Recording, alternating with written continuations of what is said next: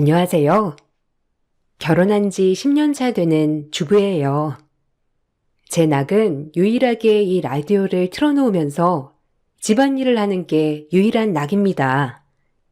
항상 듣기만 해왔는데 저도 제 이야기를 오늘은 써보려고 해요. 남편과 전 고등학교 시절 첫사랑을 거쳐 대학교를 졸업하고 연애를 해서 결혼을 한 케이스예요. 서로 너무 사랑했어서 이 사람의 능력적인 부분보다는 인성 부분을 중요시했어요. 저만을 위해 살겠다고 하는 남편을 믿고 결혼을 했어요. 전 결혼 전 제과 제빵을 배워 브랜드 빵집에서 제빵사를 했었어요. 남편은 중소기업 회사원이었고요. 딱 그렇게 모자라지도 않고 넘치지도 않게 서로에게 알맞춤으로 결혼을 하였지만 문제는 결혼을 한 뒤 벌어졌어요. 남편에겐 형이 하나 있었는데 야심과 야욕이 엄청난 사람이었거든요. 남편과 성향은 정반대였어요. 처음엔 그런 부분이 참 좋게 보이더라고요. 남자답고 꿈이 크다 보니 하고 싶어 하는 분야도 굉장히 확실했어요. 하지만 과했죠. 뭐든 본인이 하는 게 다 맞는다고 생각하는 사람이었으니까요. 그 부분이 강요가 되니 듣는 사람 입장에선 힘들어지더라고요. 넌 그게 문제라니까. 이제 결혼도 했는데 남자가 임마 꿈 좀 크게 가져라. 평생 중소기업에서 못 벗어나 그러다가 네가 좀 남자답게 뭘 해야지. 재수씨도 고생 안 하는 거다. 나 봐. 결혼하고 우리 와이프 딱 살림만 하면서 편하게 쉬게 하잖아. 그러게 형도 참 대단해. 어렸을 때부터 꿈도 많았고 크기도 하니까 아무래도 잘 되는 거야. 당연하지. 나는 뭐 그럴 간덩이인가? 그냥 지금도 욕심 안 부리고 이렇게 사는 것도 만족해. 빚도 없고 그냥 먹고 싶은 거 먹으면서 행복하게 사는 거. 아유, 서방님. 그래도 좀 그건 아니죠. 여자라면 다 저처럼 살고 싶은 거 아니겠어요? 동서, 아직도 빵 구워요? 빵 구워서 얼마나 번다고. 그리고 그거 얼마나 힘든 육체적 노동인데 생각을 하면서 일을 해야죠. 돈을 어떻게 벌지? 네, 아직 다니고 있어요. 왜요, 형님? 전 그래도 지금이 좋은데요. 걱정도 없고 그냥 이대로만 쭉 갔으면 좋겠는 마음이에요. 참 동서랑 서방님이랑 잘 만났네. 나는 그렇게는 못 살아. 그래도 이왕이면 사모님 대접은 받고 살아야지, 안 그래? 간혹 이렇게 만나는 날이면 형님네 부부는 저희를 조금 얕잡아 봤어요. 지금 아주버님은 임대업을 여기저기 하고 있었기 때문에 돈을 많이 굴린다고 하더라고요. 그래서 원래 간호사셨던 형님은 아주버님이 돈을 벌자마자 병원을 그만두고 내조에만 전념한 것이었죠. 본인들은 그렇게 사니까 상관없었는데 이 부분들이 시어머니, 시아버지께도 전파가 되어서 문제가 되었어요. 가만히 계시던 시아버지, 시어머니 또한 아주버님 말에 휩싸여서 저희를 걱정스러운 눈길로 항상 바라보셨거든요. 하지만 모든 정답의 답은 사업이 아니라고 생각했어요. 저희끼리 이렇게 소소하게 사는 것도 행복하다면 그만이라고 생각했거든요. 아이고, 이 귀한 송로버섯을 다 사왔어. 하여간 첫째 너 돈 큰 건 알아줘야 한다. 뭘 올 때마다 빈손으로 오지도 않아. 그냥 오라니까. 여기가 너네 집이지 뭐 남의 집이니? 아유, 고마워. 아니 둘째네 너는 뭐 그냥 온 거야? 빈손으로? 전 그냥 어머님이 반찬 가지러 오라길래 왔는데 형님도 계셨네요. 어머님, 드시고 싶은 거 있으셨으면 말씀하시죠. 제가 사왔을 텐데 지금이라도 사올까요? 어머님, 뭐 드시고 싶으세요? 아, 빵은 가져왔어요. 아까 가게에서 끝나고요. 동서도 참 센스 없다. 어머님 뻔히 계시는데 맛있는 거 많이 사드려야지. 지난번에 어머님이 해주신 대출 덕분에 또 크게 한 건 했어요. 감사해요, 어머님. 이가 요새 통 바빠서 들르질 못하는 거 있죠? 그래서 제가 대신 온 거예요. 아유, 무슨 그게 일이라고. 큰일 하는 사람 돈 필요한 건 당연한 건데. 그러니까 어려워 말고 언제든 말해라. 내가 더 고맙지. 용돈도 두둑이 주고 우리 아들 잘 되는 거 보면 기분도 좋고요. 그러니까 너무 그렇게 고마워 안 해도 된다. 다 상부상조지. 역시 어머님은 말이 잘 통한다니까요. 성규 씨가 어머님을 닮은 것 같아요. 통 큰 거 보면. 항상 감사드려요. 어머님은 보란듯이 저와 형님을 비교했어요. 자식이지만 못 사는 자식, 잘 사는 자식을 비교하고 항상 저울질 하셨죠. 저희도 늘 때가 되면 용돈도 드리고 했지만 잘 버는 형님네와는 차원이 달랐거든요. 그래서 그런지 바란 건 아니었지만 저와 남편에겐 결혼 전부터 지금까지 땡전 한 푼 떨어진 건 없었습니다. 하지만 형님네는 늘 해마다 가끔 사업이 어려워지면 어머님이 집을 담보로 대출도 받아주시고 하셨던 모양이더라고요. 하지만 이건 신경 쓰지 않았어요. 어머님 집을 어머님이 하시겠다고 한 거니까요. 그냥 차별하는 모습이 너무 서러웠습니다. 저한테도 그랬지만 남편과 아주버님에겐 더욱더 심하게 하셨죠. 어렸을 때부터 남편은 형과 차별을 받았다고 했지만 제가 직접 눈으로 보니 남편은 분명 섭섭함이 가득할 것이라고 보였죠. 하지만 어머님은 뭐가 잘못인지 전혀 모르더라고요. 그런 모습이 아주버님과 많이 닮아 있구나라고 느껴졌어요. 참 별로였죠. 아니 넌 뭐가 그렇게 바쁘다고 이제 오냐? 그냥 회사 다니는 녀석이 어째 사업하는 네 형보다 바빠? 어? 참나. 아 미안해요 엄마. 요즘 야근도 많고 이래저래 바빴어. 자주 올게요. 왜? 둘째 아들 보고 싶었어 엄마? 그런가 본데. 보고 싶긴 내가 널 왜 보고 싶어? 성규가 보고 싶으면 보고 싶지. 너야 회사에서 주는 밥 또박또박 먹고 힘든 일이 뭐가 있겠어?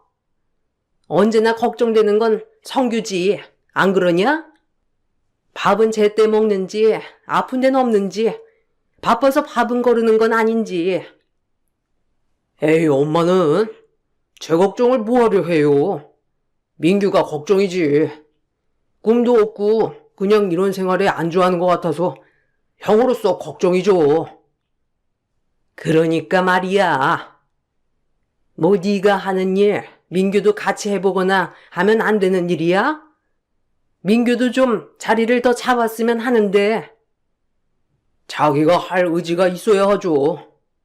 평생을 저렇게 그냥 그런 대로 살아가는 인생 뭐 자기가 알아서 하는 거죠. 안 그래요? 아니 형은 무슨 말을 그렇게 해? 나 그래도 공부 열심히 하고 나름 중소기업이지만 큰 기업체에서 일하고 있는데 형처럼 사업하지 않는 사람은 무슨 실패자야? 엄마랑 형 되게 웃기게 말하네. 그러면 안 되는 거지, 안 그래? 너 위에서 하는 말인 것도 모르냐? 하여간 꼬여가지고. 그러니까 남자는 좀 포부가 커야 된다니까. 이게 다 포부가 작아서 소갈머리도 작은 거라고. 안 그래요, 엄마? 아니, 같은 배에서 나왔는데 어쩜 이렇게 나랑 다르냐? 참나, 아휴. 그러니까 말이야. 너랑은 비교도 안 되지. 어디 너랑 비교하니? 제가 너랑 비교할 급이나 되니? 일단 밥 먹어라. 옆에서 보는 제가 다 부글부글 끓더라고요. 저와 남편은 문제가 되지 않았지만 늘 무시하는 시댁, 그리고 사사건건 우리 부부가 실패자처럼 여기는 형님네. 그런 것들이 어이가 없었어요. 본인들도 회사나 병원에 소속되어 있던 사람들이었을 텐데 이렇게 평범한 회사원을 비하해도 되나 싶은 생각이 들었어요. 남편도 좋은 소리도 한두 번이지 매번 이런 식으로 경제적인 부분에서 비교를 당하니 정말 자존심도 많이 상해했죠. 시댁에 다녀온 날이면 남편은 저에게 늘 미안하다고 하소연하더라고요. 어렸을 때부터 억눌려온 그런 차별과 상처를 미안하다고 하며 하소연하는 날이었죠. 그런 모습이 참 얼마나 마음이 아프던지. 오히려 제가 더 남편이 걱정이었지만 남편은 제 눈치를 보며 미안하다고 하였죠. 정말 마음이 아팠습니다. 오죽했을까 하더라고요. 미안하다. 남편 잘못 만나서 고생만 시키는 것 같네. 형수님 보면 부럽지? 집에서 맨날 그렇게 우아하게. 너도 그러고 싶지? 아니, 전혀. 난 내일 하는 거 좋아. 그러니까 너무 걱정 마.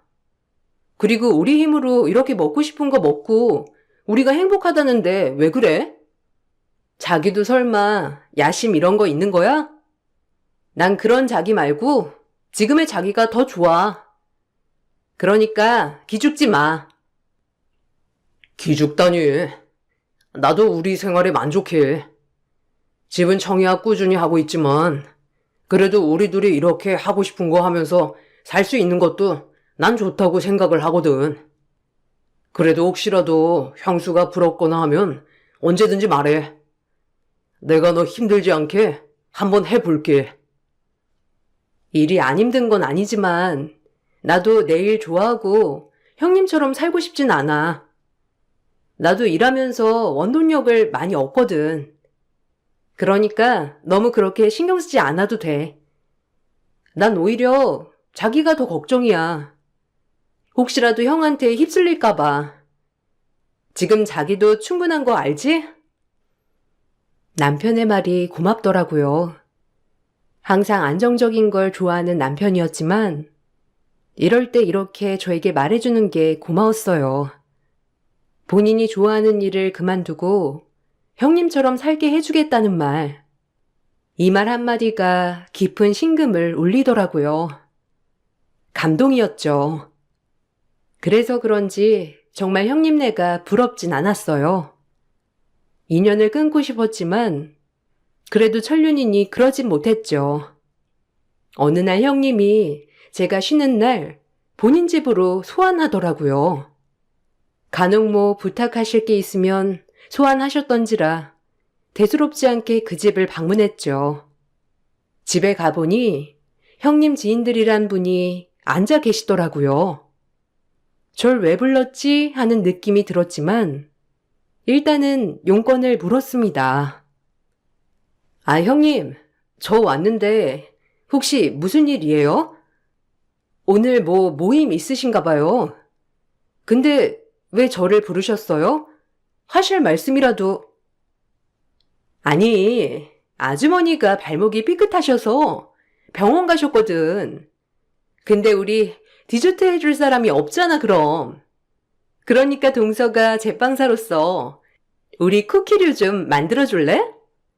그 정도는 해줄 수 있지? 내가 이따 두둑히 챙겨줄게. 아마 오늘 일하고 온 일당보단 훨씬 많을걸? 아마 베이킹 재료는 주방 쪽에 가면 다 있을 거야. 그러니까 얼른 쿠키류 좀 준비해줘. 알았지? 어머, 그래요. 예희한테 얘기 들었는데. 그렇게 빵이나 쿠키를 잘 만든다면서? 한번 먹어보자, 우리도. 안 그래요? 뭐 돈 받고 하니까 상부상조지. 우리 예의가 얼마나 두둑히 챙겨주겠어. 그러니까 주방 가서 한번 구워 와봐요. 맛 좀 보게. 순간 벙쪘어요. 지금 본인 일하는 아주머니 대신 저보고 쿠키를 만들어 달라고 하는 게 갑자기 확 열받더라고요. 무엇보다 모든 사람들 다 있는 앞에서 일당을 줄 테니 가서 쿠키를 만들라는 말이 진짜 너무 화가 나더라고요. 전 그 순간 화를 주체하지 못했어요. 친구도 어쩜 그리 본인이랑 똑같은지 처음 본 저한테 주방 가서 쿠키를 구우라고 하더라고요. 진짜 기가 막혔죠. 절 불러서 고작 한다는 말이 본인 집에 쿠키를 구워 사람들한테 대접을 하라는 게 진짜 정상적인 뇌구조가 아니라고 생각했어요. 이게 뭐 하는 짓이에요? 제가 지금 형님네 식모라도 된다는 거예요? 누가 일당 주면 좋아서 시중 둘 줄 알았어요? 어머, 왜 화를 내고 그래? 여기가 어떤 자리인데? 아니, 동서 특기잖아. 매일같이 빵 반죽, 쿠키 반죽 하는 거 아니여? 참나. 돈 준다니까? 아, 왜 이렇게 흥분을 하고 그러냐고. 꼭 가난한 것들이 배배 꼬여있지, 안 그래? 나 진짜 어이없네. 지금 동서가 나 망신 주는 거야. 망신은 당신이 나보고 주는 게 망신이고, 못 빼어먹어가지고 어디 사람을 뭘로 보고 내가 좋아라도 할 줄 알았어? 너 오늘 일 내가 가만둘 것 같아? 아, 쿠키 좀 구우라는 게 뭐가 잘못됐어? 일당도 준다고 했고 너 돈 필요한 거 아니야? 당신이 주는 이딴 푼돈 필요 없어. 나도 먹고 살만 하거든? 왜? 집에서 사모님 소리 듣고 우아하게 차나 마시니까 진짜 사모님 된 거 같니? 정신 차려. 망하는 거 한순간이니까. 어떻게 그렇게 마음을 그따위로 쓸래? 오늘 일 나도 가만 못 있어. 알겠니? 원래도 개념이 없다고 참 많이 느꼈지만 오늘 일은 정말 가장 어이가 없을 만큼 역대급이더라고요. 전 그 자리에서 소리를 지르고 주방 앞치마를 형님에게 던지고 나와버렸죠. 형님은 본인 친구들 앞에서 제가 망신을 줬다며 아주 길길이 날뛰더라고요. 끝까지 저 나가는 뒤통수에 대고 쌍욕을 하는 형님을 보며 정말 상종하지 말아야겠다는 생각을 하며 저조차도 분노가 들끓더라고요. 이 일이 시어머니 귀에까지 들어가게 되었고 시어머니는 그 길로 저에게 소리를 지르며 당장 시댁으로 튀어오라고 하더라고요. 뻔했습니다. 형님이 울고불고 어머님께 제욕을 했으리라곤 상상을 했으니까요. 그런데 이렇게 빨리 전화가 오다니 웃기더라고요. 제가 잘했든 못했든 어머님은 무조건 형님 편이라고 생각했습니다. 그래서 전화를 받는 내내 불쾌하기 짝이 없더라고요. 너 오늘 일 끝나고 당장 우리 집 들러라. 내가 무슨 말 할 건지 대충 알고 있지? 각오 단단히 하고 와야 할 거야. 알겠니? 저 오늘 바쁜데요. 일 끝나고 회식 있어요. 오늘은 못 가고 다음에 갈게요. 무슨 일인지 대충 알겠으니까 그때 가겠습니다. 잔말 말고 와. 안 오기만 해봐. 민규랑 너랑 이혼시킬 줄 알아. 이게 어디서 말대답을. 하여튼 꼭 들려. 할 말 있으니까. 본인 말만 하고 전화를 끊어버리는 통에 어이가 없었어요. 그렇게 전화를 끊었고 전 일이 끝나자마자 어머님네로 갔었죠. 저 역시도 제 이야기를 어머님께 좀 해드리려고 했어요. 이번엔 형님 잘못이라는 걸 꼭 밝히고 싶었거든요. 무슨 일이 있어도요. 하지만 시댁에 들어서자마자 어머님은 저에게 부채 같은 걸 던지며 큰 소리로 절 꾸중하시더라고요. 얼마나 어이가 없던지. 잘못 맞았으면 얼굴에 큰 상처가 날 뻔했죠. 형님과 함께 무식이 쌍 콤보구나 라고 느꼈어요. 최악이다. 정말 이렇게 말이에요. 네가 네 형님한테 앞치마 던지고 그렇게 친구들 앞에서 망신 줬다며? 애가 어쩜 이리 꼬여 있어? 얘기 들어보니까 네 형님이 네가 만든 쿠키가 좀 먹고 싶었나 본데 그걸 못 해줘? 너 뭐 자격지심 있니? 그 집 가니까 부럽고 그래서 그런 거야? 네? 아니 쉬는 사람 불러서 일당 줄 테니 본인 집안일 시키는 게 제정신인 사람이에요? 정상적이었으면 명령이 아니라 부탁을 했겠죠. 돈 줄 테니까 당연히 해라. 이게 어디 나라 화법이에요? 아, 어머님도 똑같아요. 어머님이 저라도 그저 그러시겠어요? 그래, 그게 뭐가 어떠니? 너 돈 필요한 것 같아서 그랬나 본데. 얼마나 마음이 깊어, 안 그래? 그냥 주면 안 받을까봐 쿠키 핑계대면서 했나 본데. 넌 어쩜 너네 형님 마음을 그렇게 모르냐? 애가 어떻게 저렇게 못났는지. 네가 우리 민규 옆에 있으니까 민규가 안 풀리는 거야, 알아? 성규 봐라. 와이프 잘 얻어서 사업 그렇게 턱턱 풀리는 거. 내가 말을 안 해서 그렇지. 어디서 큰 소리야, 저게? 정말 너무하시네요. 돈 없는 아들 며느리는 어머님 자식이 아닌 거죠? 그렇죠? 저도 더 이상 드릴 말씀 없겠네요. 뭐라고? 이게 진짜 말이면 단 줄 알아? 그러니까 너라도 성규 좀 설득해서 장사라도 하던지. 뭐라도 하면 얼마나 좋아? 네 형님한테 무시도 안 받고. 어쩜 부부가 쌍으로 꿈도 없고 포부도 없어? 요즘 세상엔 한방이야. 알겠니? 아이고 답답해. 어머님은 또다시 그렇게 모욕을 주더라고요. 할 말을 잃고 말았죠. 그저 이 집에서 조한 남편은 그냥 미운 오리 새끼였어요. 잘 되는 아주버님 댁은 본인의 자랑스러운 아들과 며느리였고요. 정말 안 되겠다 싶었어요. 그저 참으니까 그냥 우리를 소닥 보듯이 하는구나 라고 생각했어요. 이젠 참으면 안 되겠다 싶었어요. 남편에게도 오늘 있었던 일을 차근차근 설명해 주니 남편도 화가 났죠. 오히려 남편은 저의 편을 들어주며 흥분을 하더라고요. 참 고마웠어요. 그래도 전적으로 내 편이 있다는 거에 대한 안심 말이에요. 그게 사실이야? 아니 형수님 진짜 너무하네. 엄마도 그렇고. 자기 마음 많이 안 다쳤어? 내가 어떻게 해줄까? 당신까지 나설 필요 없어. 이제 그냥 나도 내가 하고 싶은 거 하면서 할게. 어머님이랑 형님한테 늘 참기만 하고 그러니까 우리를 소닥 보듯이 하는 것 같아. 안 그래? 어차피 잘 봐주지도 않는 거 내 마음대로 해볼래. 당신은 나 응원해 줄 거지?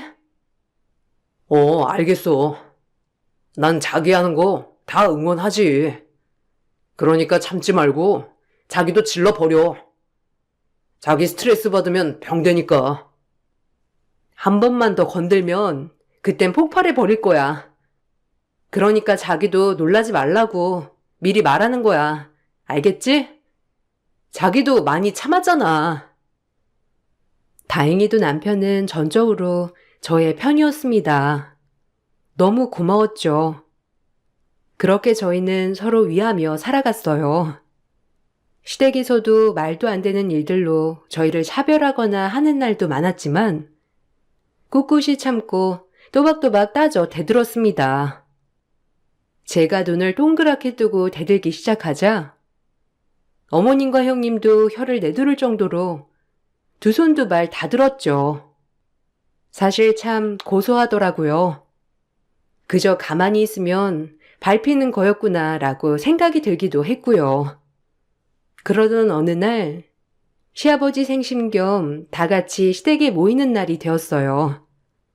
이날도 아주버님네가 온다는 소식에 또 무슨 소리를 들을까 하며 남편과 시댁으로 향했어요.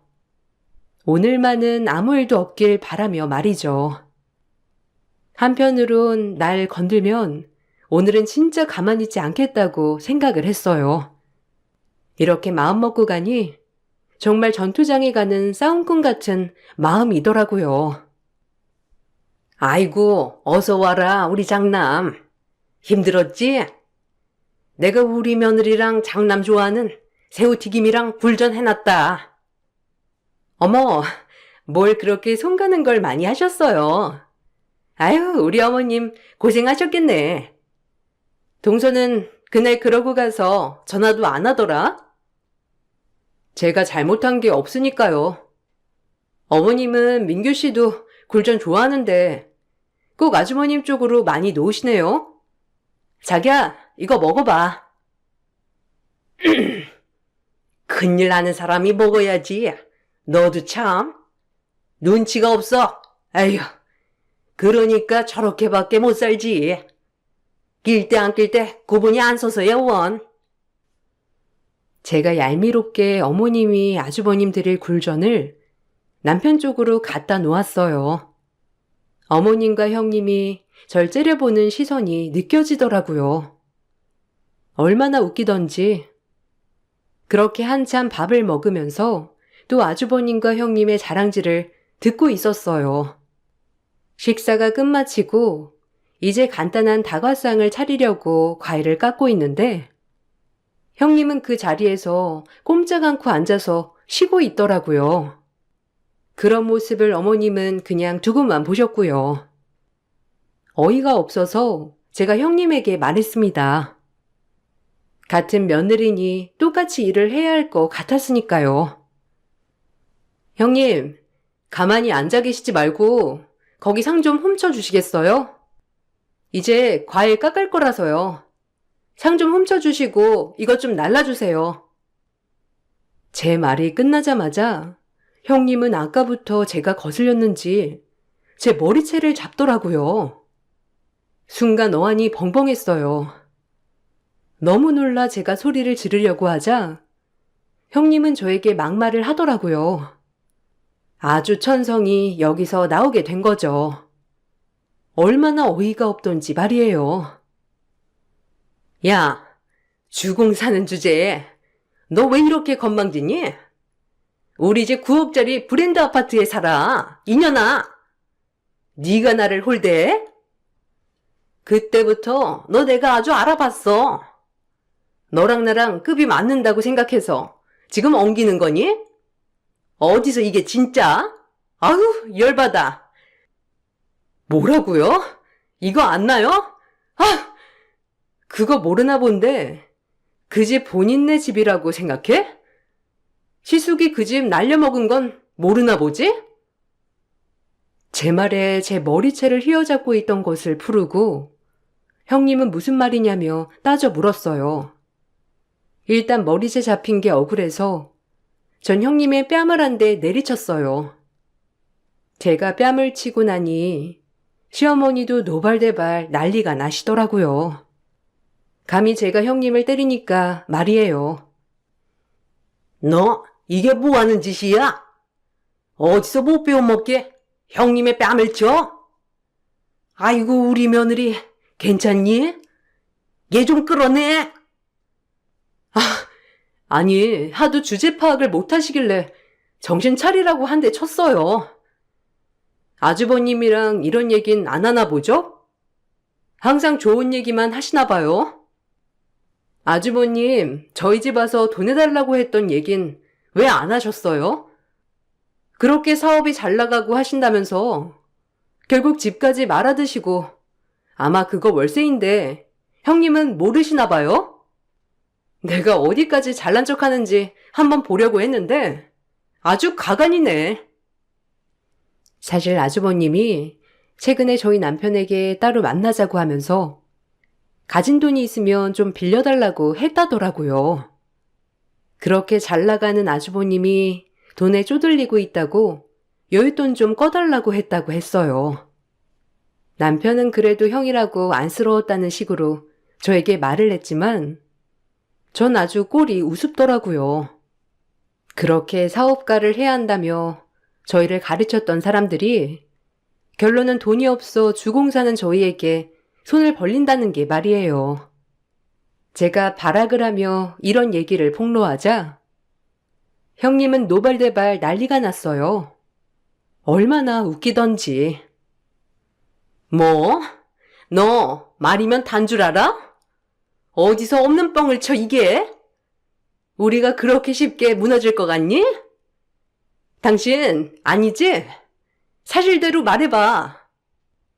지금 얘가 제정신이 아니라 막말하는 거 아니야? 어떻게 우리 집을 날려? 그 집을 내가 어떻게 장만했는데? 아니, 내가 차근차근 말하려고 했어. 이제 더 이상 엄마네도 대출이 안 되니까 우리 집 담보로 일단 해놨거든. 그러다가 좀 어려워져서 월세로 돌렸어. 월세 내는 데는 전혀 문제 없고. 자기, 나 믿지? 나 잘 일어서는 거 알잖아. 아니, 재수씨, 이런 얘기를 여기서 폭로하면 어쩌자는 거예요? 우리 집사람 마음의 준비도 없이. 아휴, 내가 집에서 설명할게. 뭘 설명해? 사실대로 얘기해. 엄마 아버지한테도. 형 부도 직전이잖아. 그때 나보고 술 먹으면서 사업 절대 하지 말라며. 아니, 이게 다 뭔 소리니? 부도 직전이라니? 지금 이게 다 무슨 소리야? 아니잖아. 우리 아들이 망할 리가 없잖아. 망했대요. 정신 차려요, 그러니까. 본인 아들 잘난 거 하나도 없고 지금 돈에 쩔쩔매고 다니니까.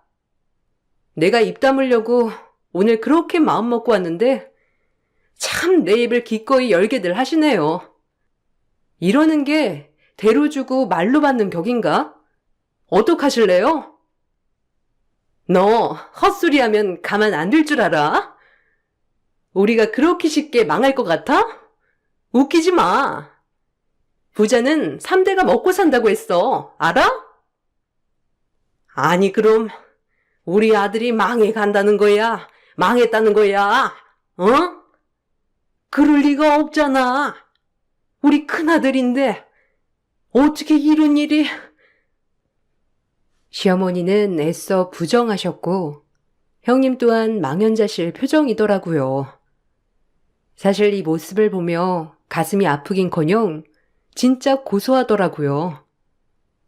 그렇게 우리를 생각 없는 부부로 한심하게 취급하더니 결국 사업가의 말로라니 욕심이 화를 부른 것이었죠. 얼마나 통쾌하던지. 저희 보고 그렇게 현실에 안주하면서 살지 말라면서요. 근데 결국 꼴이 이게 뭐예요? 아주버님 파산해도 그 빚 다 못 갚아요. 어머님네 집 담보대출에 본인 집 담보에.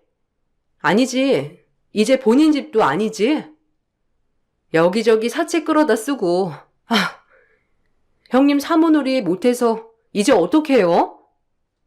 저희 제빵소 자리 하나 알아봐 드려요? 아휴, 웃음이 나네요, 정말. 그렇게 저희를 방금 전까지만 해도 무시해놓고 이제 모든 진실이 까발려지니까 할 말이 없나 보죠? 그걸 언제까지 숨길 수 있다고 생각하셨어요, 네? 아니지 여보. 아니잖아, 지금 제가 한 말 다 거짓말이잖아, 안 그래? 그럼 우리 망했다는 거야, 거의? 이럴 수가 없어. 너 내 돈 어떡할 거니? 우리 집 담보로 받은 그 많은 대출들 어쩔 거야, 아이고, 어떡해. 다들 그만 못해. 좋은 날, 아유, 내가 자식 새끼들을 잘못 키웠지. 다들 가거라. 꼴도 보기 싫어. 아유, 무슨 부귀 영화를 누리겠다고. 시아버지는 다들 나가라고 소리를 질렀어요. 그리고 결국 아주버님은 그 많은 빚의 허덕이다 파산 신청을 했죠. 그리고 형님은 돈 없이는 못 살겠다며 이혼을 요구하더라고요. 형님이 이혼을 요구하자 어머님은 형님에게도 막말을 하시더라고요.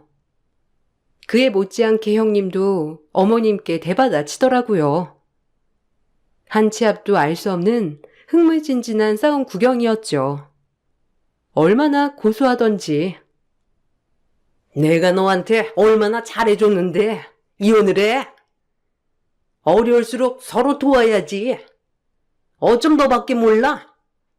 내가 너 마음에 안 드는데 얼마나 참고 지켜봤는 줄 알아? 그런데 이제 와서 우리 아들 끙 떨어지니까 이혼을 한다고 해?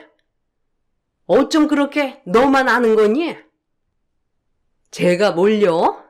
아니, 이 사람 이제 돈도 없는데 제가 어떻게 살아요? 저 절대 못 살아요, 돈 없이는. 어머님이 이 사람 빚 갚아주실 거 아니잖아요. 그럼 저희 이혼에 이래라 저래라 하지 마세요. 그럴 권리 없으세요. 알겠어요? 아유, 구질구질해. 형님의 말이 끝나기가 무섭게 어머님은 형님을 머리채를 쥐잡듯이 흔드셨고 형님은 그대로 나가 떨어졌죠. 얼마나 웃기던지. 그렇게 죽고 못 살던 고부 사이가 저렇게 끝나니까 참 돈이 뭐길래 라는 생각이 들더라고요. 어머님도 악다구니 치며 소리를 질렀죠. 이건 정말 돈 주고도 못 볼 구경거리였어요. 돈 하나 때문에 그렇게 사이가 회행하니 틀어지니 어떻게 보면 저런 것도 잘 맞네 라는 생각이 들더라고요. 그 어미의 그 딸 같은 느낌으로 말이죠. 서로가 생각하는 이익관계가 틀어지자 돌변하는 꼴이란. 이 나쁜 년, 돈만 바라는 고얀 년. 너 내가 잘 살길 내버려 둘 것 같아?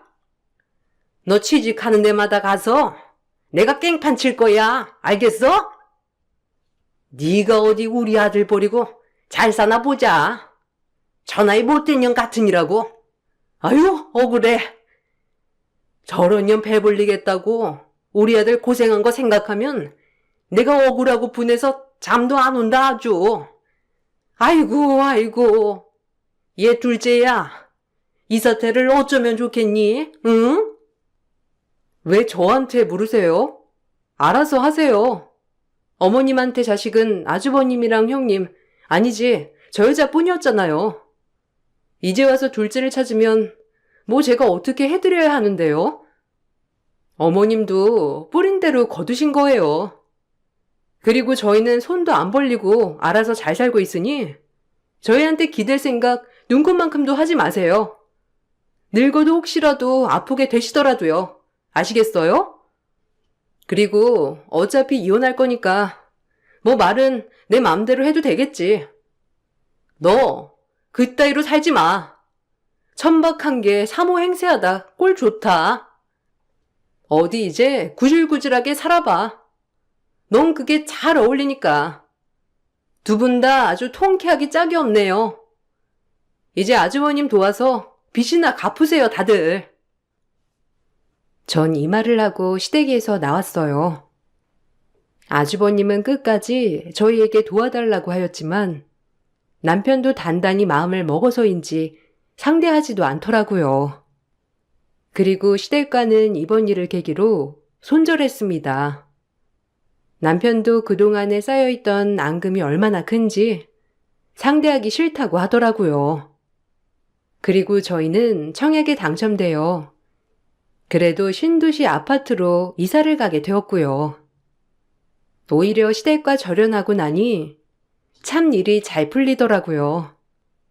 집에 이사를 가자마자 전 아이들도 가지고 아이들도 낳았어요. 아이를 낳는 날에도 시댁엔 절대 연락하지 않았습니다. 지금이 너무 좋더라고요. 간간히 전해 듣기로는 형님과 아주버님은 결국 이혼을 했고, 아주버님은 빚쟁이들한테 시달리다가 결국 지금은 어디 있는지도 모른다고 하더라고요. 형님은 병원에 다시 취직을 하였는데 그놈의 사무행세를 못 버린 것인지 다니는 병원마다 사람들의 등살에 매번 한 달을 못 채우고 일을 못 다닌다고 하더라고요. 얼마나 고소하고 웃기던지. 그리고 시부모님은 그렇게 애타게 큰아들 사랑을 외치시던 분이 막상 작은 아들을 보고 싶어 하신다고 하였고요. 그리고 시어머니 집도 다 넘어가고 지금은 무슨 빌라 월세를 살고 있다고 했어요. 참 본인들 복을 발로 찬 것이죠. 두 분 다 은퇴를 하셨기 때문에 월세 낼 형편도 간신히 된다고 하더라고요. 이 말을 들을 때 마음이 안 좋았지만 저희에게 했던 행동들이 생각이 나서 도저히 받아들여지지 않더라고요. 다행히 남편도 제 마음과 같았고요. 뭐 남편은 저보다 더 앙금이 많겠지만요. 그렇게 돈 잘 버는 아들 있을 땐 거들떠도 보지 않더니 지금은 오히려 저희와 다시 화해하고 싶어 한다니 말이에요. 언제가 될지는 아직 모르겠지만 지금은 전혀 화해할 마음이 없습니다.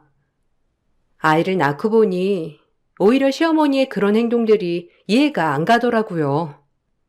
어쩜 누구 하나 안 이쁜 자식이 없는데 그렇게 차별을 했는지 말이에요.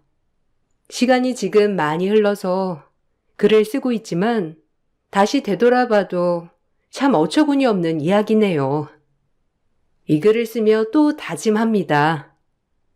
난 저렇게 자식들을 차별하고 키우지 말아야지라고 말이에요. 제 글 읽어주셔서 감사합니다. 좋은 하루 보내세요. 안녕하세요. 경기도 광주에 살고 있는 올해로 드디어 앞자리에 사자를 단 40대 여성이에요. 40이 되어보니 아직 창창할 나이이긴 하지만 그래도 여러 가지 생각이 들면서 모든 감정들이 이루 말할 것 없이 지나가네요. 전 불우한 가정에서 자라서 남편을 만나 결혼을 했어요. 어려서부터 불우하게 자라서 그런지 뭐든 아끼고 싶고 악착같이 살았답니다. 내 집 마련을 이루고 싶어서 남편과 결혼을 했어도 늘 악착같이 아끼고 살았어요. 그래서 그런지 시댁에서도 독하다며 혀를 차기도 하였죠. 하지만 그럼에도 그땐 그게 제가 잘 살 수 있는 길이라고 생각했고 우리 가정이 평화로워지는 길이라고 생각했던 것 같아요. 예, 이거 네 신우가 너 입으라고 준 건데 입을래? 너 이거 주면 감지덕지지? 너 시집 잘 온 줄 알아. 이런 옷이 가당키나 하니? 옷 괜찮아요. 집에서 입는 옷도 많고. 그리고 이거 형님이 7년 입은 옷이잖아요. 어머님, 저도 눈은 있어요. 뭐? 네 시누이가 너 생각해서 이렇게 옷도 불려주고 했는데 어머님, 저도 눈은 있어요? 뭐 옷 가리냐? 그게 아니라 해질 만큼 입다가 물려주는 건 아니라는 거죠. 상식적으로 보통 멀쩡한 옷을 물려주지 누가 해진 옷을 물려주나요? 어머님, 제가 아무리 짠순이지만 그래도 보는 눈은 있네요. 그렇게 마음에 드시면 어머님이 입으시면 되겠네요. 어머머, 아주 시어머니 알기를 개똥으로 아는 것 같으니. 넌 그렇게 아낀다 하면서 또 꼴에 눈은 높나 보지? 지주제에 저런 옷 가당키나 한다고. 보면 꼭 꼴 같지 않은 것들이 저렇게 눈만 높다니까. 너 진짜 그러는 거 아니야. 어머님, 제가 돈을 아끼고 아끼는 건 맞는데요. 그래도 거지처럼 적선받는 건 아니거든요. 그렇게 대하지 좀 마세요. 제가 며느리니까 그냥 들어드리는 거지. 남들한테 이런 옷 입을래? 라고 물어보면 아마 엄청 욕하거나 손절하거나 할 거거든요. 웃기지 마. 이 옷이 뭐가 어떻다고? 주제에 눈은 높아가지고. 아, 됐다. 입기 싫으면 입지 마. 생각을 해줘도 저런다니까. 제가 짠순이인 걸 알아서 그런지 어머님이나 형님은 가끔 무례하게 본인들이 실컷 입다가 버릴 옷들을 저에게 주려고 하셨고, 결혼 초반엔 그것조차 거절하는 것이 민망해서 얻어 입었지만 점점 아니라는 생각이 들더라고요. 그래서 그런지 시어머니와 시누이는 은근히 저를 멀리하며 왕따를 시키곤 하였지만 저에겐 그런 것을 신경 쓸 여유조차 없었어요. 아마 제가 돈이 많았다면 저런 무시를 당하지 않았을 텐데 라는 생각이 사로잡혀 더더욱 악착같이 돈을 벌려고 했었어요. 새벽에 우유 배달하고 애 어린이집 보내면 샌드위치 가게 아르바이트해. 저녁엔 빵집 청소까지. 몸이 10개라도 모자라. 게다가 틈틈이 이 밥 차려줘야 하지. 애기 밥 먹여야 하지. 아휴. 그래도 집 사려면 한 푼 두 푼 아껴서 살아야지. 너 그러다 병나. 좀 즐기며 살아. 남편이 못 버는 편도 아닌데 왜 그렇게 악착같이 사니? 어린이집 애들 엄마랑도 어울리고 좀 그래.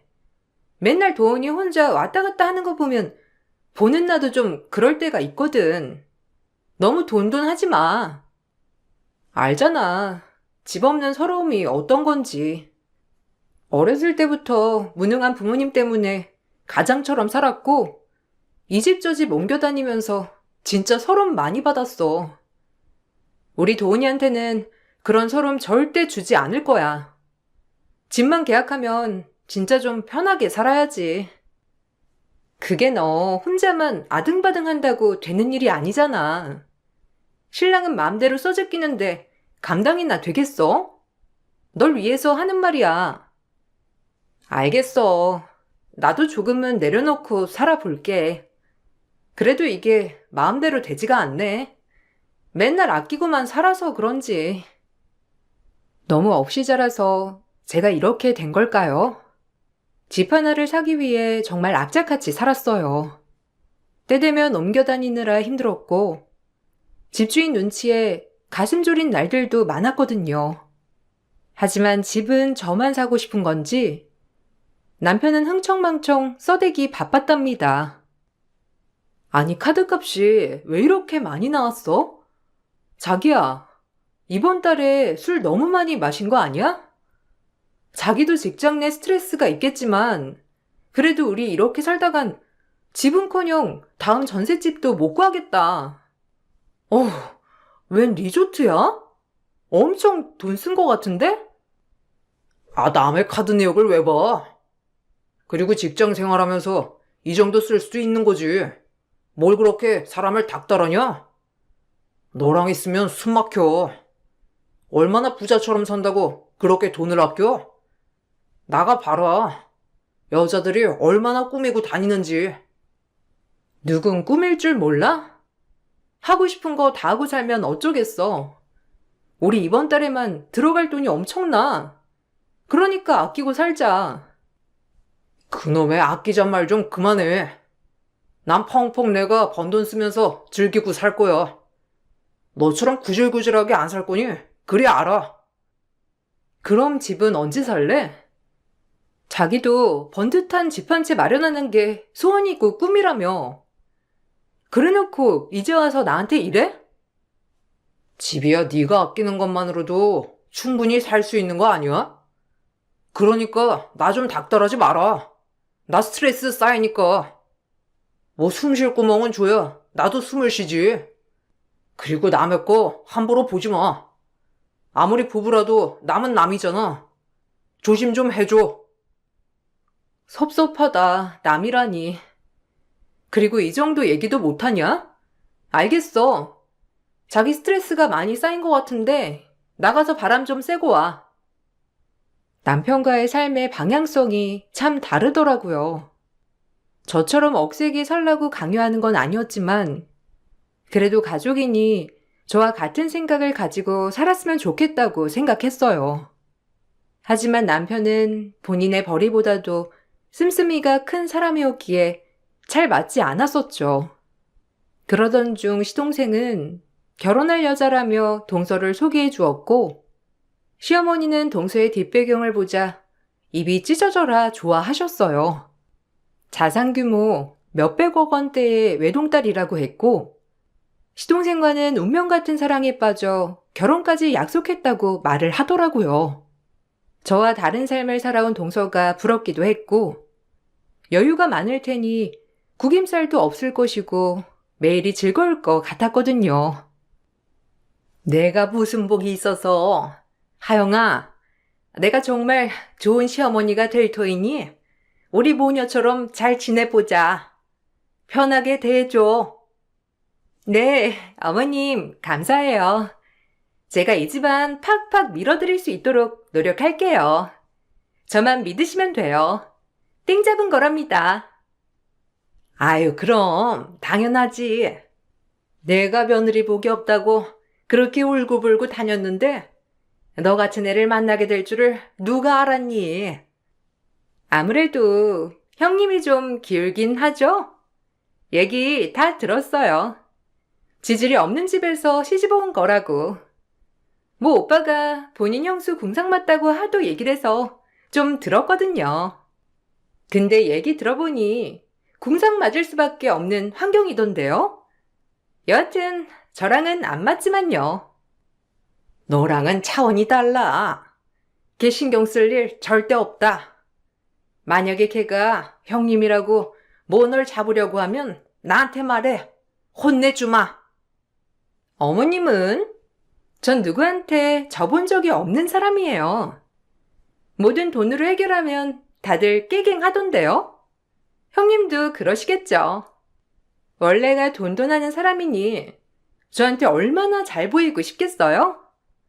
제 말만 잘 들으면 형님이 그렇게 궁상맞게 살 필요도 없는걸요?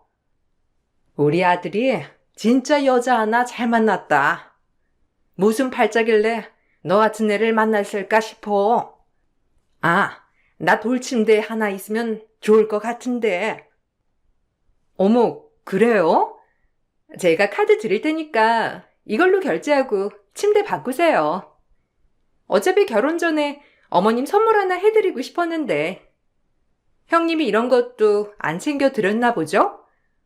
그래도 명색의 맏며느리인데 참 알만하네요. 아무리 돈이 중요하단지만. 내가 너 같은 며느리를 얻고 싶었던 거야. 내가 무슨 말을 하면 척척 얼마나 잘 알아듣니? 우리 잘 맞는 고부가 될 것 같아. 미리 와서 어머님과 담소를 나누는 동서될 사람이었는데 뒤에서 재용을 보는 어머님과 동서였어요. 첫 동서라서 정말 잘해주고 싶었고 형님 노릇은커녕 가족처럼 따뜻이 대해주려고 했던 제 마음은 산산조각이 나버리고 말았답니다. 어머님이 신명나게 재용을 보셔서 그런지 동서는 첫 만남부터 저를 업신여겼고 늘 본인 집안에 돈이 있다는 걸 과시하더라고요. 전 내세울 거라고는 성실한 마음가짐 하나와 열심히 사는 것밖에 없는지라 사실 동서 앞에만 서면 제가 작아지곤 하였어요. 그럼에도 당당한 척하느라 참 힘이 들었고 동서를 대하면 대할수록 인성 자체가 글러먹어서 그런지 이젠 무시하게 되었어요. 형님, 이거 저 안 신는 구두인데 형님이 가져가서 신으세요. 발 사이즈 저랑 똑같죠? 전 너무 많아서 안 신거든요. 아니, 괜찮아. 내가 구두 신는 성격도 아니고 생각해줘서 고마운데 동서가 신던지 다른 사람 줘도 될 것 같아.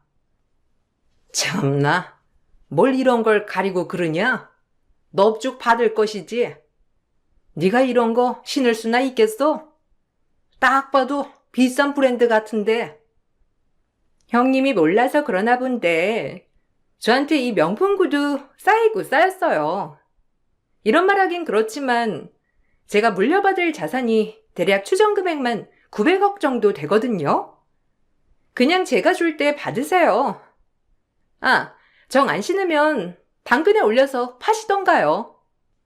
보면 형님 아르바이트도 많이 하는 것 같은데 이 구두 하나면 한 달 정도는 쉴 수 있을 텐데 뭘 그리 버팅기세요? 어서 받아요.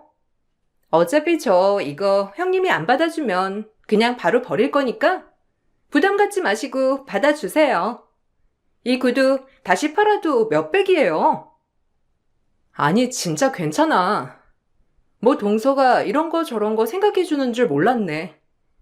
어머님이나 드리던가 해. 난 진짜 필요 없으니까. 설마 뭐 기분 나쁘신 건 아니죠? 전 사람들 적선을 많이 해본 터라 이런 거 주면 다 좋아하던데. 형님은 의외네요. 제가 좀 이상한 구석이 있어. 없이 사는 주제에 고고해가지고 남이 준 건 저렇게 질색하더라. 꼬였지 아주. 그러게요. 없이 살면 그냥 고맙다고 넙죽 받으면 될 걸 가지고. 사람 참 여러모로 기분 나쁘게 하네요. 기가 차서 말이 안 나오더라고요. 아무리 없이 살지만 이렇게 남한테 무시당할 정도였나 싶었고 내가 너무 악착 같은 모습만 보여주게 되니 시어머니 또한 얼씨구나 하면서 저를 무시하는 것 같았거든요. 너무 화가 나서 그 자리에서 소리를 냅다 질렀어요. 동서의 말 한마디 한마디가 저를 정말 무시하는 어조였기 때문에 이 일을 바로 잡아야 할 것 같은 생각이 들었기 때문이죠. 장난하니? 누굴 거지로 하나? 그 구두 너나 신어.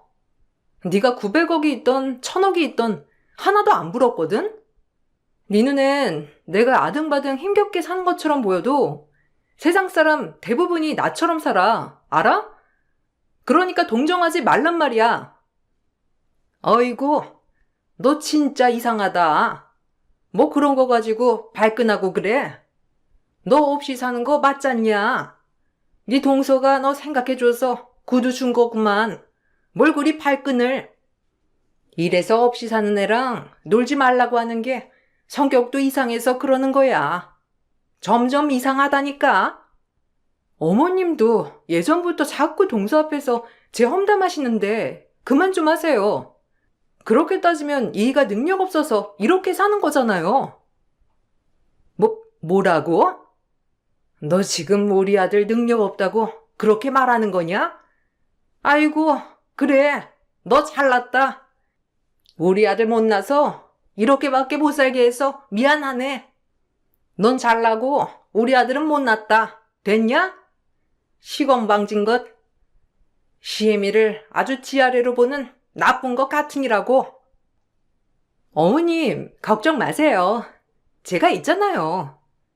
형님, 어떻게 어머님한테 그렇게 막 대들 수가 있죠?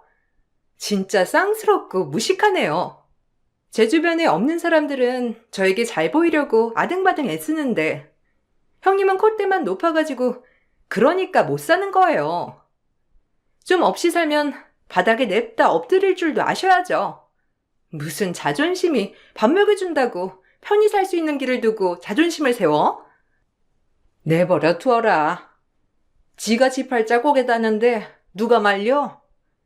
너 어디 그렇게 자존심 세워봐라. 얼마나 잘 살 수 있나? 아직만 늘어서는.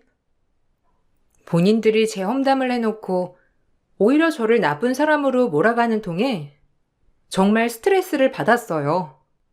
동서가 생긴 기쁨도 잠시 저에겐 시집 식구가 하나 더 는 셈이었죠. 정신적으로 고되다 싶던 찰나에 남편은 외도를 하고 있었고 그것도 저희 집 아파트 주차장에서 남편과 외도녀를 본 사람이 한둘이 아니더라고요. 남편에게 죽자 사자 따지자 돌아오는 대답은 처량했어요.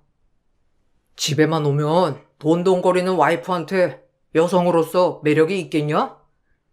네가 자초한 거니까 그렇게 알아.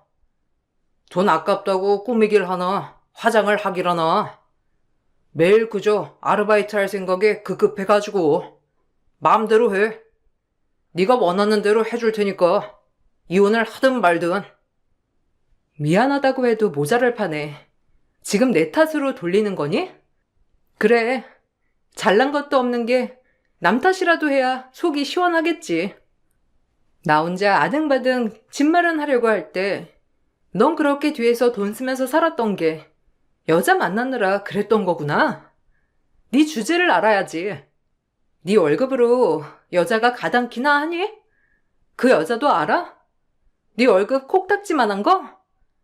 아마 모르고 만나는 거 아닐까 싶은데. 제 말엔 남편은 발끈했는지 제 뺨을 날렸고, 저도 그날 발동이 걸려 남편의 뺨을 날리고 걷어차 버렸답니다. 제가 이렇게 나올 줄 몰랐다는 식으로 남편은 줄행랑을 치더라고요. 그리고 급속도로 전 이혼 준비를 하였어요. 무능한 남편이랑은 살아도 인간 같지 않은 인간이랑은 살 수 없다는 판단하에 말이죠. 제가 이혼 준비를 한 와중에 시동생의 결혼 날짜가 다가오고 있었어요. 어차피 손절한 집구석이었지만 저희에겐 눈에 넣어도 아프지 않을 아이가 있었고 그 아이 때문에 할 도리는 하자 싶었죠. 너네 헤어지더라도 너 그래도 형수 노릇은 해야 할 거 아니냐? 우리 큰아들 옆에 아무도 없으면 사람들이 뭐라고 생각하겠냐?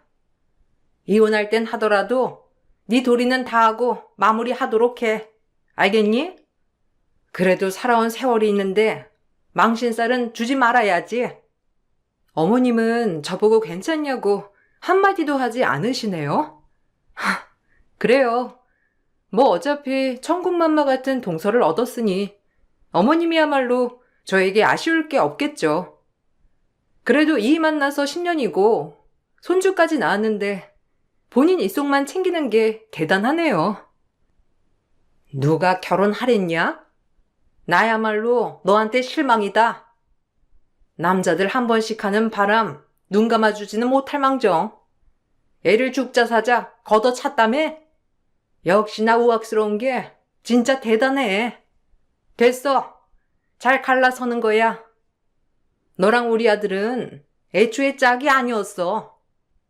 솔직히 너 아니었으면 우리 아들 좋다고 하는 여자 줄 섰어. 기어이 내 말 안 듣고 너랑 결혼하더니 그 꼴이 난 거지. 어머님 착각하셨나 본데 그이가 저랑 결혼해서 뭘 얼마나 열심히 살았는데요? 그나마 이 전셋집 마련하고 이 정도로 살 수 있는 것도 제 덕분인 거 모르세요?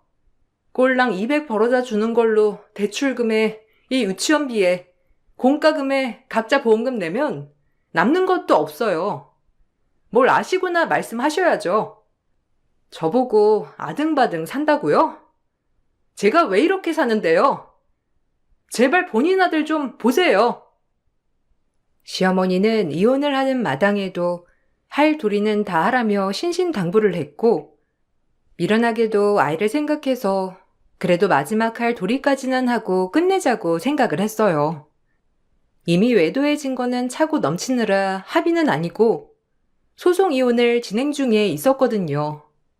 그렇게 소송이 진행됨에 있어 저와 딸아이는 친정에 와서 지내게 되었고 시동생 결혼식은 그래도 참석을 하게 되었어요. 웃어라, 괜히 티내지 말고.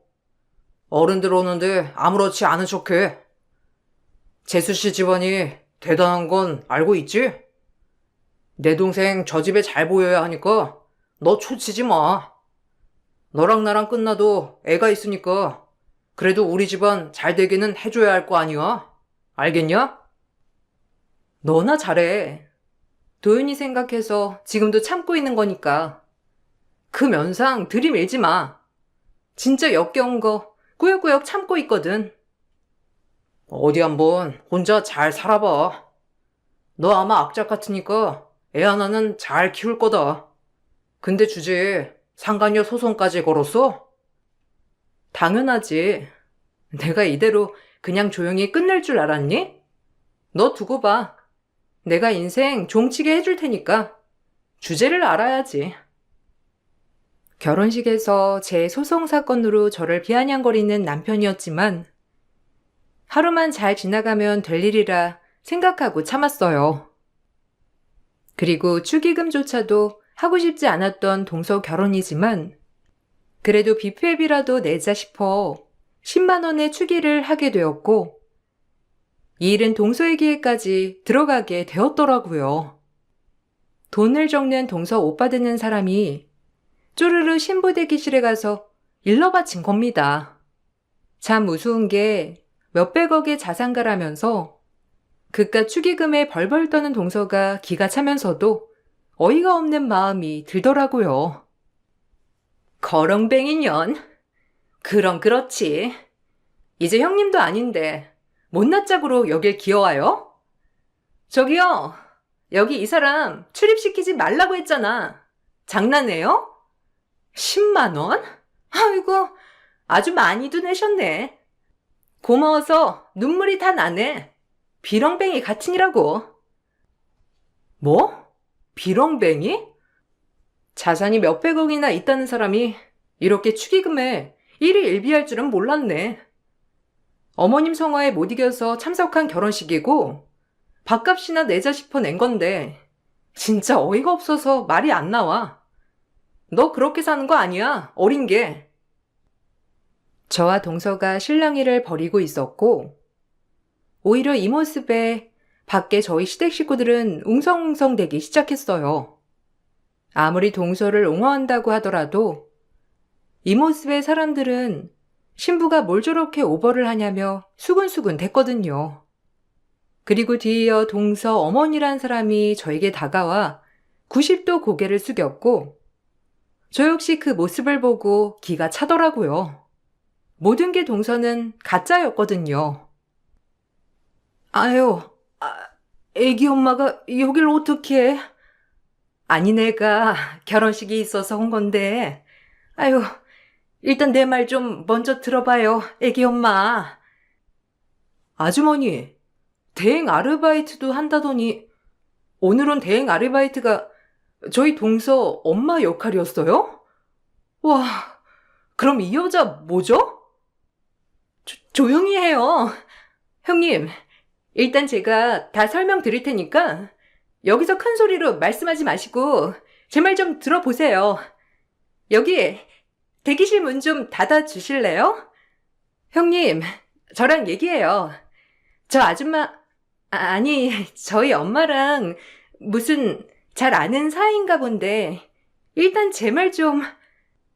사이즈 보아하니 알겠다. 너의 모든 게 가짜였구나. 아주머니, 나랑 같이 우유 배달 하시는 분인데 어떻게 여길... 내막은 이러했어요. 동서의 모든 것이 리플리였답니다. 900억의 자산가도 아니었고 그저 동서는 평범한 간호사였으며 부모도 없는 고아였어요.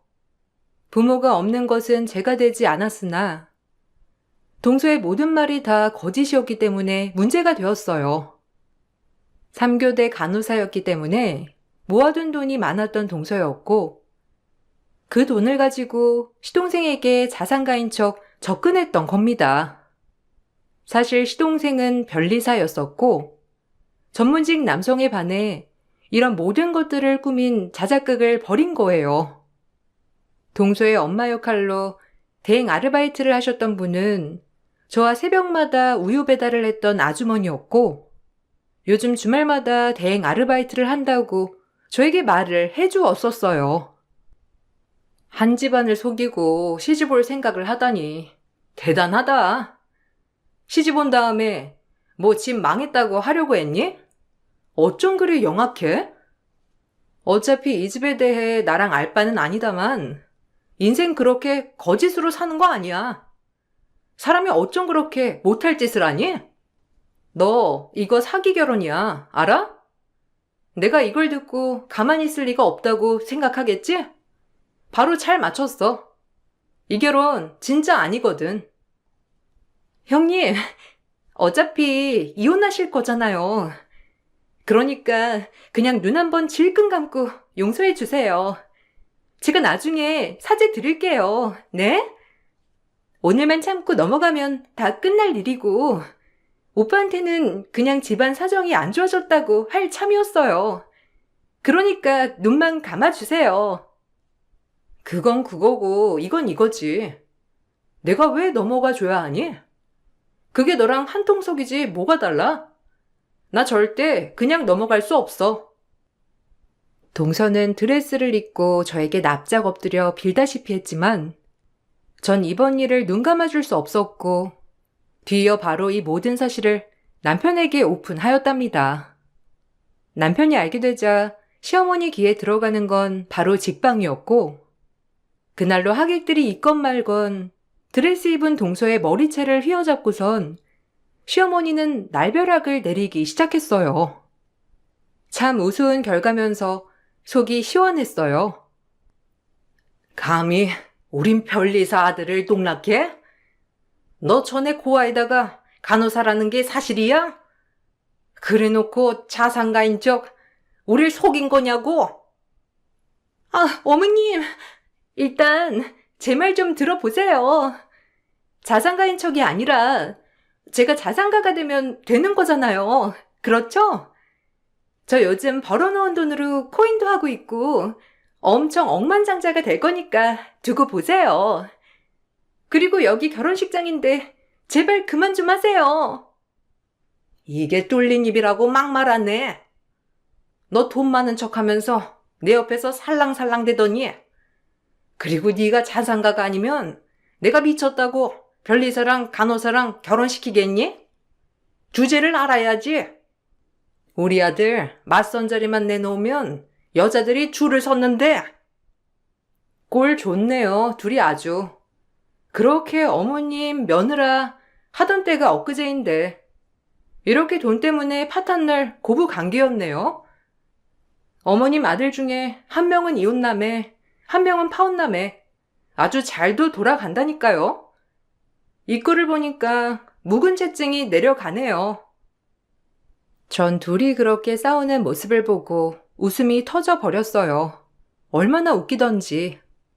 그리고 딸에게 못 볼 꼴을 보여주는 것 같아 딸을 데리고 결혼식장을 빠져나왔답니다.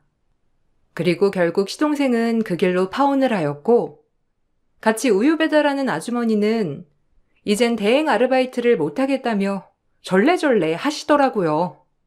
사실 대행 아르바이트를 하면서도 죄책감이 들었다고 하셨어요. 아유, 항상 하면서도 페이가 세니까 했는데 그때 그 난리 나고 다신 못하겠더라고요. 사실 속이는 거나 다름없잖아. 수요가 있으니 공급이 있는 거죠 뭐.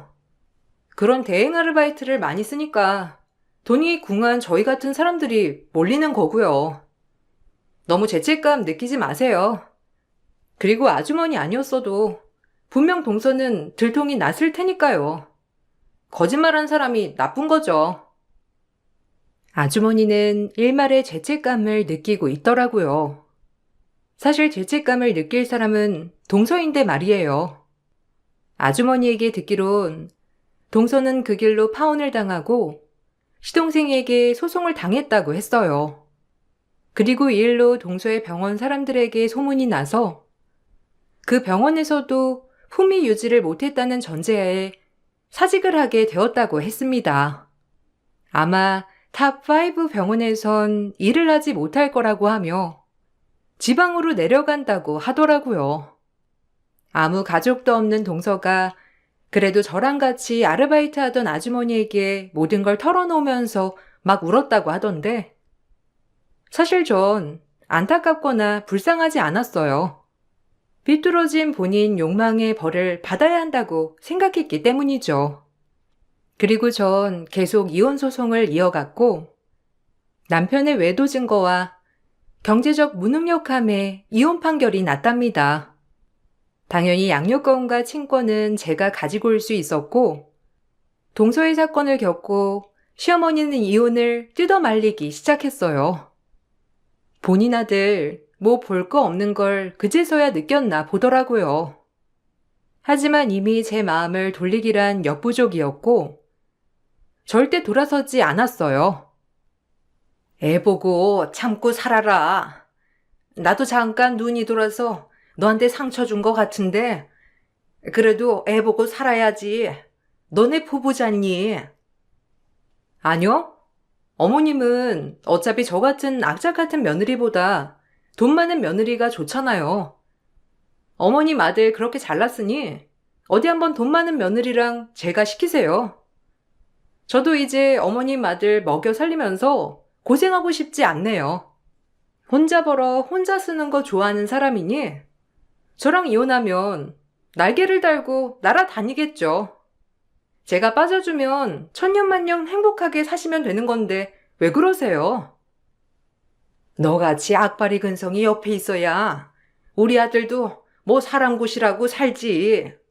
미안하다. 내가 이렇게 빌게 애 보고 참어. 아니요.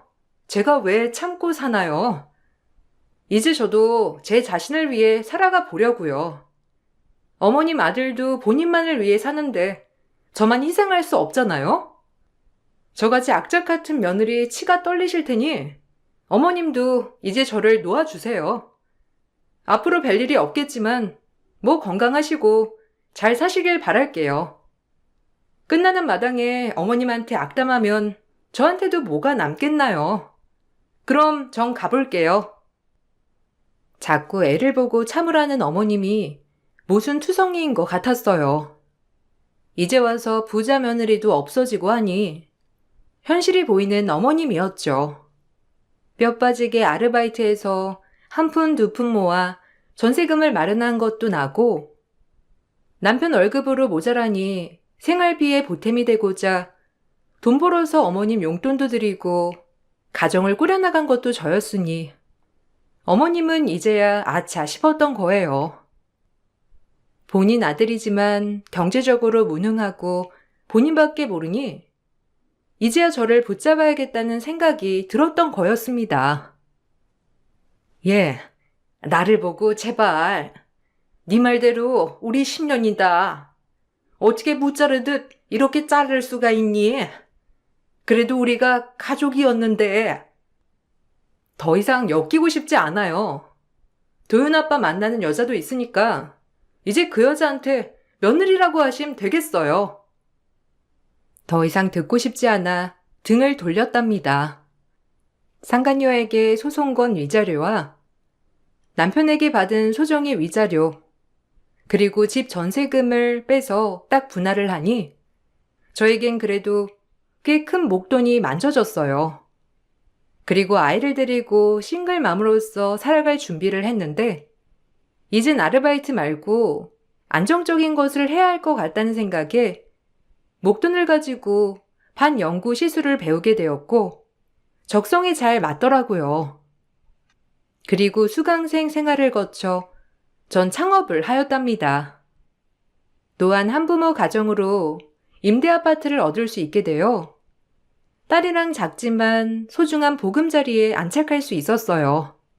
그리고 아파트 근처 상가에 작은 가게를 오픈했고요. 소소하지만 확실한 행복이었고 온전히 저와 딸만을 위해서 사니 아등바등 살지 않아도 되더라고요. 그제야 전 제 자신을 돌아보고 꾸미기 시작했답니다.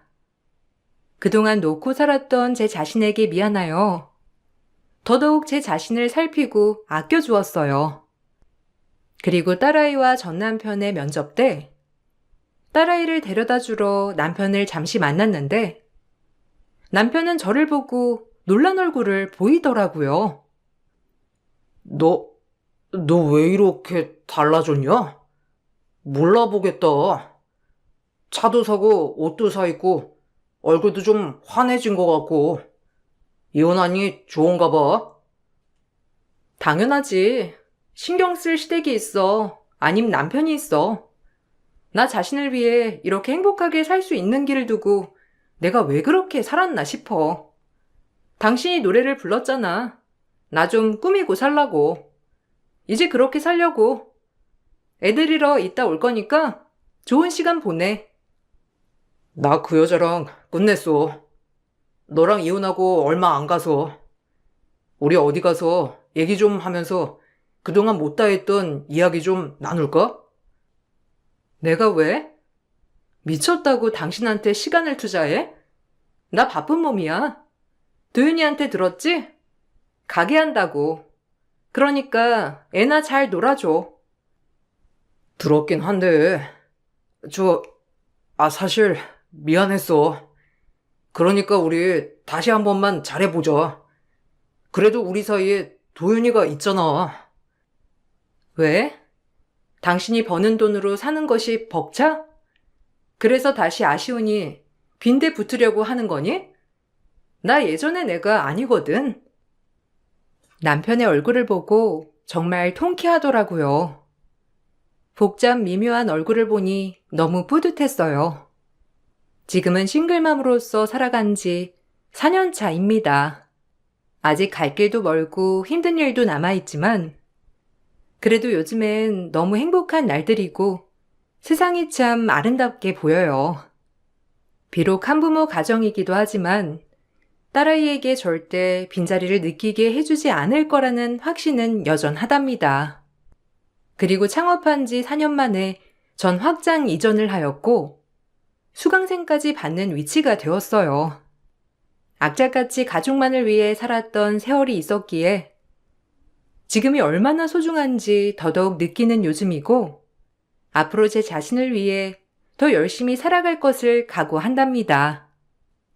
저의 짧고 굵은 인생 이야기를 들어주신 여러분들 감사드리고 좋은 시선으로 들어주시길 부탁드릴게요. 좋은 하루 보내세요.